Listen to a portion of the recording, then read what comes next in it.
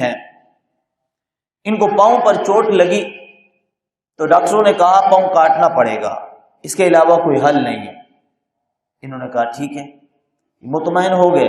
کاٹنے سے پہلے وہ نشہ آور دوائی دینے لگے کہ بھی آپ یہ لے لیں تاکہ آپ کو درد کی شدت محسوس نہ ہو۔ انہوں نے کہا کہ میں یہ نہیں لے سکتا۔ پوچھا گیا وجہ؟ کہا اس وجہ سے میں نہیں چاہتا کہ میرا کوئی پل، کوئی لمحہ، کوئی ساتھ ایسی گزرے جس میں اللہ کی یاد سے غافل رہوں۔ جتنی دیر میں نشے میں رہوں گا اتنی دیر تو میں اللہ کے ذکر سے غافل رہوں گا، اور میں یہ نہیں چاہتا۔ میں چاہتا ہوں کہ ہمہ وقت میری زبان پہ اللہ کا ذکر رہے، میں ہر وقت اللہ کو یاد کرتا رہوں۔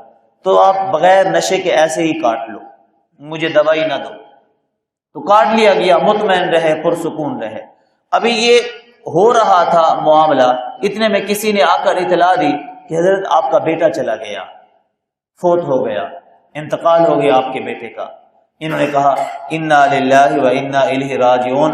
یہ پڑھنے کے بعد انہوں نے اللہ کا شکر ادا کیا۔ لوگوں نے کہا شکر کیوں کر رہے ہو؟ وفات کا معاملہ ہے، موت کا معاملہ ہے، بیٹا فوت ہوا ہے، لخت جگر فوت ہوا ہے، آپ کا نور نظر فوت ہوا ہے، اور آپ شکر ادا کر رہے ہو۔ کہا کہ میں اس رب کا شکر ادا کرتا ہوں جس نے ایک جان لی ہے اور باقی جانوں کو بچایا ہے۔ اگر وہ چاہتا تو میرے سب گھر والوں کو تو بھی مار سکتا تھا، اگر وہ چاہتا تو سب پر بھی موت آ سکتی تھی۔ میں اس ذات کا کیوں نہ شکر ادا کروں جس نے ایک جان لی ہے اور باقی جانوں کو سلامت رکھا ہے۔ تو جو رب کا شکر ادا کرنے والے لوگ ہوتے ہیں نا، وہ غم کے پہلو میں بھی شکر کا پہلو ڈھونڈ لیتے ہیں، وہ غم اور مصیبت میں بھی شکر کا پہلو ڈھونڈ لیتے ہیں۔ اللہ